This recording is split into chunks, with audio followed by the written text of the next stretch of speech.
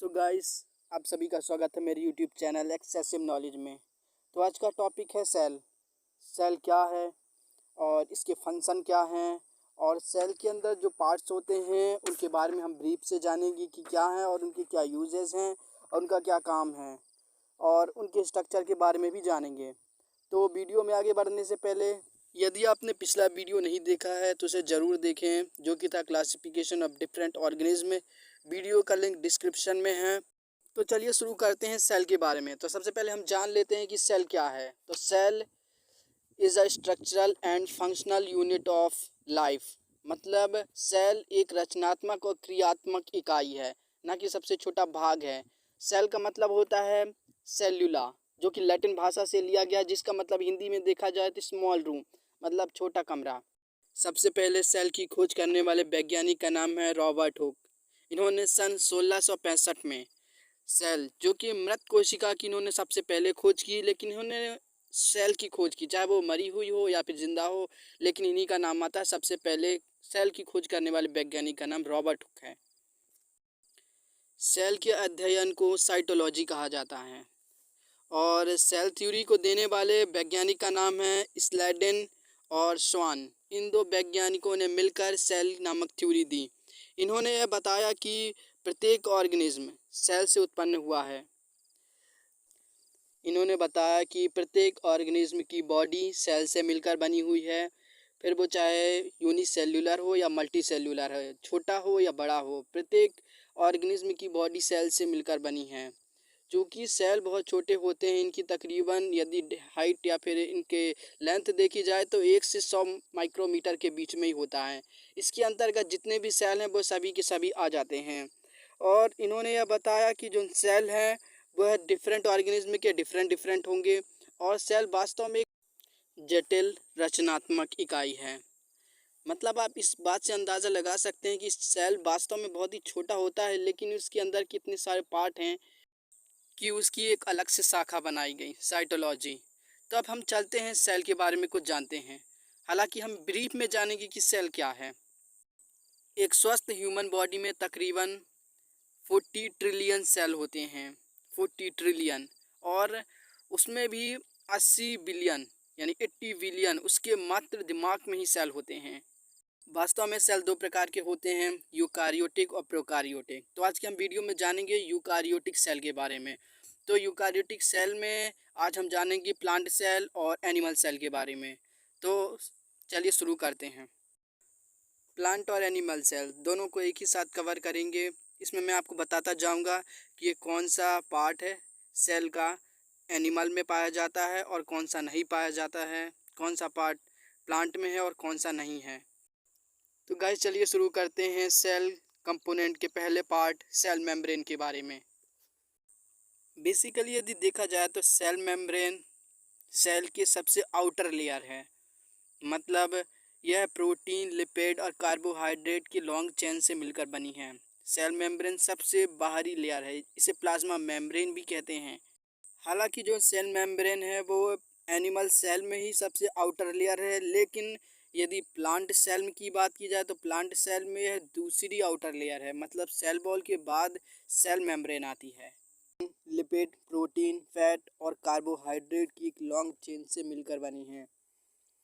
इसका अस्तित्व प्रोटीन और फैट और कार्बोहाइड्रेट के कारण ही है। सेल मेम्ब्रेन की सरफेस बहुत ही सॉफ्ट, इलास्टिक और थिन होती है। यही कारण है कि इसका आकार निश्चित नहीं है। आपने जब भी देखा होगा तो एनिमल सेल या तो स्फेरिकल होगा या फिर थोड़ा सा कर्व टाइप में होगा, यानी इसका आकार फिक्स नहीं है कुल मिला के। जबकि प्लांट सेल में सेल बॉल होती है बाहर, फिर उसके बाद सेल मेम्ब्रेन होती है। यही कारण है कि उसका आकार निश्चित होता है। और वैसे भी उनका सेल बॉल बहुत रिजिड होती है, इसमें सेल बॉल ही नहीं, तो इसका आकार का तो कोई इशू ही नहीं है। यह एक पारदर्शी झिल्ली की तरह है, जैसे सामान्य रूप से झिल्लियाँ होती हैं वैसे ही, लेकिन ये थोड़ी अलग है, जिसमें सेल के दूसरे कंपोनेंट उपस्थित होते हैं। यह इलास्टिक है, इसलिए इसका आकार निश्चित नहीं है, यह भी एक कारण है। इस झिल्ली की थिकनेस का आप इसी बात से अंदाज़ा लगा सकते हैं कि ये 7.5 से 10 नैनोमीटर की थिक होती है। सेल मेम्ब्रेन को सेमी परमेबल मेम्ब्रेन इसलिए कहते हैं क्योंकि सेल मेम्ब्रेन अपने आप से हर सब्सटेंस को नहीं गुजरने देता है। कुल मिला के ये सिर्फ छोटे मॉलिक्यूल्स, स्मॉल मॉलिक्यूल को ही अपने आप से पास होने देता है। और बैक्टीरिया हो गया या फिर ऐसे हार्मफुल वायरसेस हो गए, उनको अपने अंदर से नहीं गुजरने देता है। लेकिन कुछ कुछ ऐसे नुकसानदायक होते हैं, बैक्टीरिया वायरस और ख़तरनाक होते हैं, जो कि सेल मेम्ब्रेन को तोड़ के अंदर चले जाते हैं। यदि इसके कार्य की बात की जाए तो सेल मेम्ब्रेन का इतना ही काम है कि यह अपने आप से जो भी सब्सटेंस ज़रूरी हैं वह सब्सटेंस को वो अंदर आने देता है, और जिन सब्सटेंस की ज़रूरत नहीं है वह सेल से बाहर फेंक देता है। कुल मिला के ये आदान प्रदान का कार्य करता है। तो चलिए अब हम बात करते हैं सेल के दूसरे कंपोनेंट सेल वॉल के बारे में। यह एक रिजिड लेयर, मतलब सेल वॉल की जो लेयर है वह बहुत ही सख्त होती है।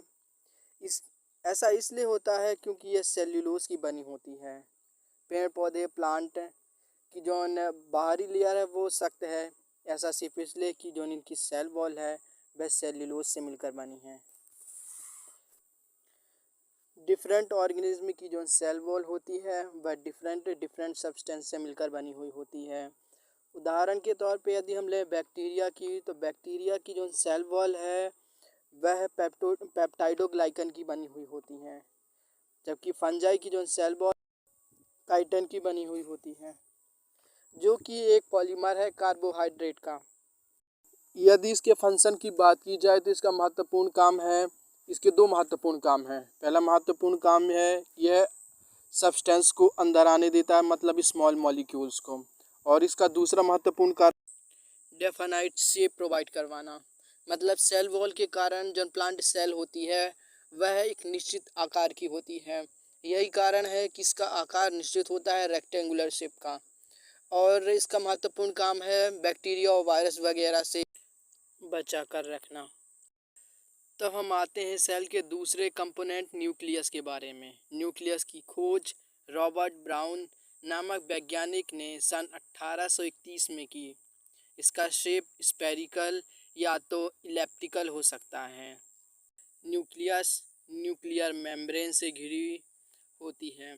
यह मात्र यूकारियोटिक सेल में उपस्थित होता है। न्यूक्लियस का महत्वपूर्ण काम है डीएनए और जेनेटिक इंफॉर्मेशन को स्टोर करना, और इसी के अंदर सेल डिवीज़न, मेटाबॉलिज्म और ह्यूमन ग्रोथ डिपेंड करती है, मतलब डीएनए और जेनेटिक इंफॉर्मेशन पर।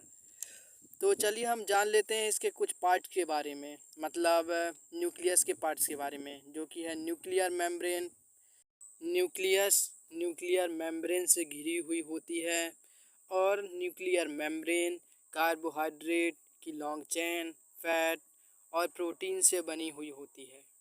इसका दूसरा पार्ट है न्यूक्लियोप्लाज्म। न्यूक्लियस के अंदर न्यूक्लियोप्लाज्म होता है। यह प्रोटीन, फास्फोरस और न्यूक्लिक एसिड से मिलकर बना है। और तीसरा है न्यूक्लियोलस। इसकी खोज फेलिक फोंटाना नामक वैज्ञानिक ने की।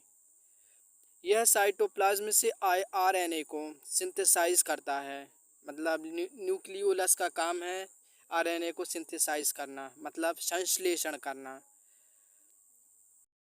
सेल का अगला कंपोनेंट है साइटोप्लाज्म। साइटोप्लाज्म एक जेल लाइक फ्लूइड है जो कि सेल मेम्ब्रेन और न्यूक्लियस के बीच होता है। यह endoplasmic reticulum, mitochondria, plastid, ribosome और बहुत सारे जो सेल के भाग हैं वो इसी के अंदर उपस्थित होते हैं। यह protein, carbohydrate, fat, nucleic acid जैसे सब्सटेंस को एक सेल के कंपोनेंट से दूसरे सेल के कंपोनेंट तक पहुंचाता है। मतलब यह एक लोकोमोटिव टाइप का सब्सटेंस है। सब्सटेंस है इसका ये सीधा मतलब है कि यह है छोटे मॉलिक्यूल को एक सेल के कंपोनेंट से दूसरे सेल के कंपोनेंट तक पहुंचा रहा है, मतलब आवागमन का कार्य करता है और करवाता है। न्यूक्लियस और साइटोप्लाज्म के मिश्रित रूप को प्रोटोप्लाज्म बोलते हैं। तो सेल का अगला कंपोनेंट है एंडोप्लाज्मिक रेटिकुलम, ईआर। ईआर मतलब एंडोप्लाज्मिक रेटिकुलम की खोज करने वाले वैज्ञानिक का नाम है के.आर. पोर्टर। यह पूरे सेल में फैला हुआ होता है। सेल मेम्ब्रेन, न्यूक्लियर मेम्ब्रेन के बीच उपस्थित साइटोप्लाज्म में एंडोप्लाज्मिक रेटिकुलम होता है। बेसिकली जो एंडोप्लाज्मिक रेटिकुलम है वह लाइपोप्रोटीन से बना होता है, यानी फैट, कोलेस्ट्रॉल और कार्बोहाइड्रेट जैसे पदार्थ से बना हुआ होता है इसका स्ट्रक्चर। इसके दो प्रकार होते हैं, एक स्मूथ वॉल्ड एंडोप्लाज्मिक रेटिकुलम और दूसरा होता है रफ वॉल्ड एंडोप्लाज्मिक रेटिकुलम। यदि स्मूथ वॉल्ड रेटिकुलम की बात की जाए तो यह लिपिड जैसे सब्सटेंस को निकालता है अपने अंदर से। इसके अंदर राइबोसोम उपस्थित नहीं होता है। रफ वॉल्ड एंडोप्लाज्मिक रेटिकुलम, इसमें राइबोसोम उपस्थित होता है। राइबोसोम जो कि साइटोप्लाज्म में होता है। चूँकि रफ वॉल्ड एंडोप्लाज्मिक रेटिकुलम में राइबोसोम होता है और राइबोसोम ही है जिसके अंदर प्रोटीन होता है, तो यह उससे प्रोटीन लेता है और उसे सिंथेसाइज्ड करता है। मतलब यह केमिकल कंपोनेंट या फिर बिग कंपोनेंट को सिंपल कंपाउंड में परिवर्तित करता है, सिंपल स्मॉल कंपाउंड में। तो चलिए अब हम बात करते हैं अगले कंपोनेंट के बारे में, जो कि है वैक्यूल। वैक्यूल प्लांट सेल और एनिमल सेल दोनों के अंदर ही पाया जाता है।